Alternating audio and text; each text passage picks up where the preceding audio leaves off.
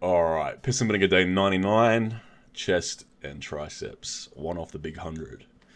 Today's topic is home gyms. I just thought about this just now, so it's not going to be super fleshed out. It's going to be another one of those ramble videos, but you might learn a thing or two. So, home gyms, obviously I have a home gym.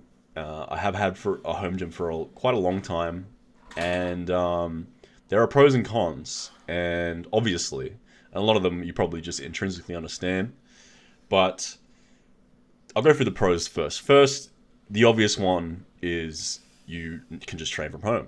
You have a home gym now, so you don't have to go to the gym, and you don't have to deal with, other people at gym staring at you, you staring at them, gym thoughts like taking up visual space where they might cancel you if you look in their general direction. You don't have to listen to fucking Katy Perry on the stereo system they have. You can slam weights, you can grunt. You don't have to drive to the gym. It's there. It's easy. There's so many different obvious benefits. And the downsides, however, is you don't have all the equipment potentially. Like even for myself. Oh, just a quick side note. The dumbbells are too fucking light now. They're genuinely too light. The 40s today, I think I got like 12 or 13. It's time to buy some new dumbbells. So this kind of ties into the point, which is you don't have all the equipment. So I don't have all the dumbbells, right? I only have adjustable dumbbells up to the 40s, but I don't have 42, 45, up to like 60 or 70, which is the range I'm hoping to go through now.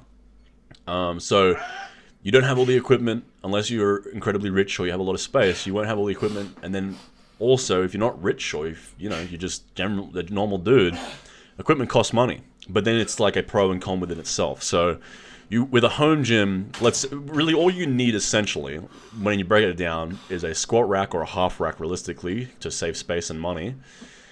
You need a barbell. You need probably about 100 kilos of weights if you're a beginner. If you've been training for a while, 200 to 300 kilos of weights. And a bench, not even necessarily adjustable. And for most people, for Americans, that's like $600 to $700. For Australians, that's like $1,000. Generally, it's somewhere in that ballpark.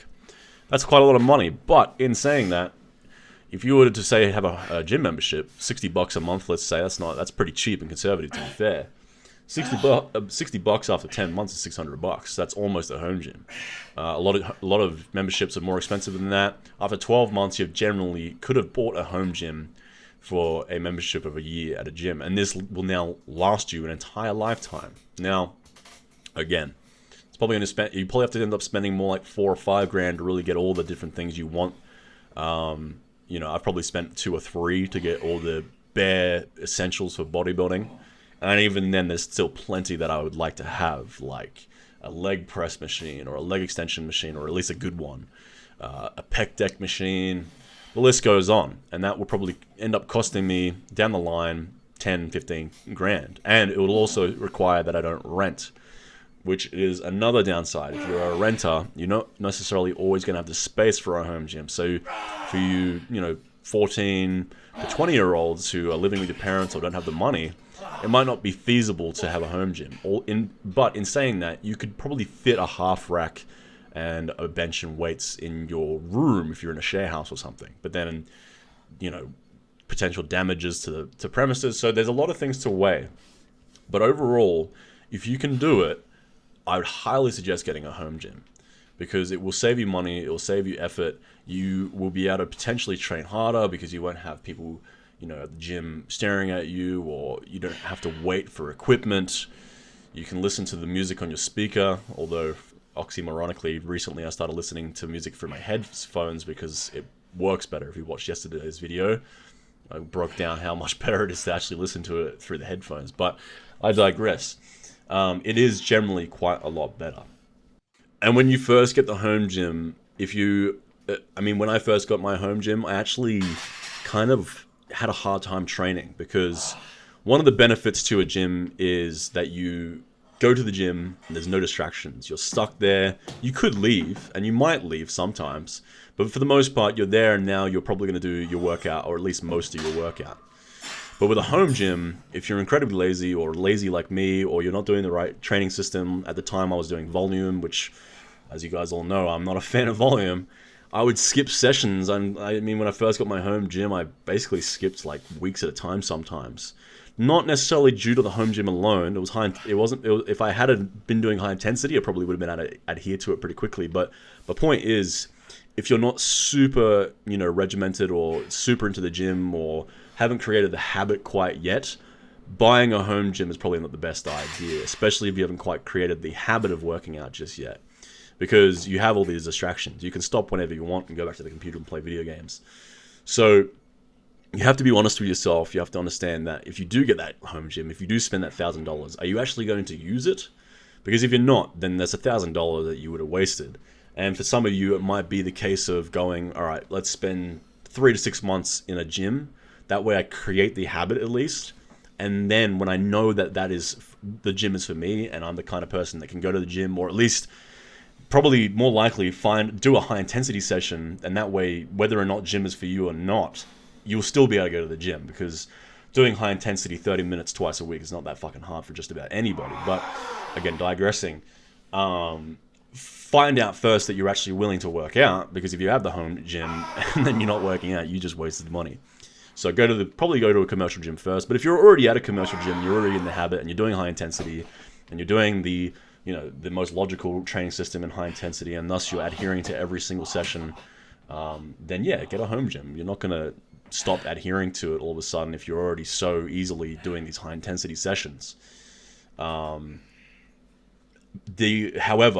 there will be a bit of a transition period where you go, oh man, I kind of missed that cable preacher curl machine because that made my biceps contract really well.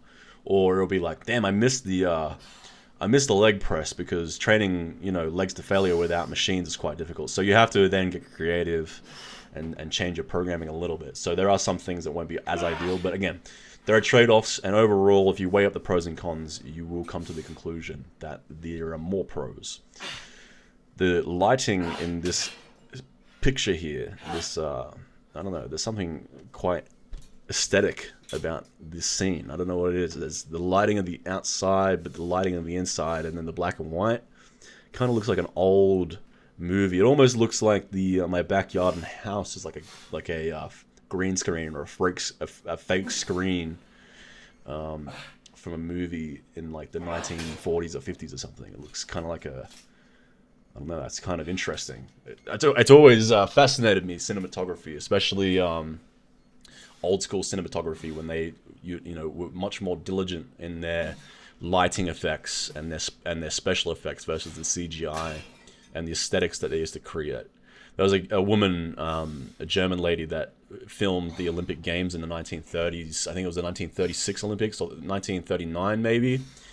And she was way ahead of her time, basically ahead of any time, because no one's ever really quite recreated this beautiful ethereal lighting that she used to create. I've forgotten her name, but that picture I just saw kind of reminded me of that. It's like this, these lighting effects and just the angles that she would get. You would have this otherworldly kind of video from the 1930s, or nonetheless, it was quite incredible. If you don't want to watch the actual hour-long Olympics video of it, go listen to Rammstein's Stripped. It's a song by Rammstein, great metal band, good for the gym. But what was her name? I think it was Lenny Riefenstahl, I think. I might not be pronouncing it right, but anyway, she was this incredible cinematographer from the 1930s. But her work got very suppressed due to the nature of what then went on from 1939 to 1945 in the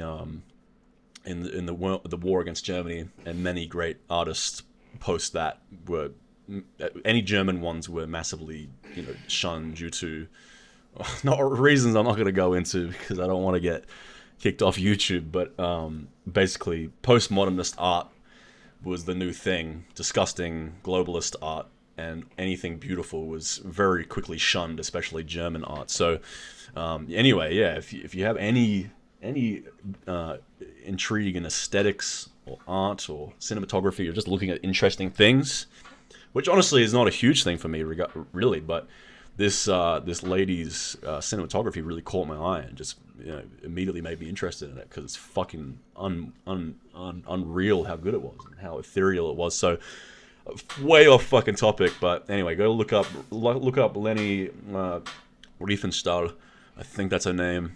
And yeah, look at her fucking amazing cinematography.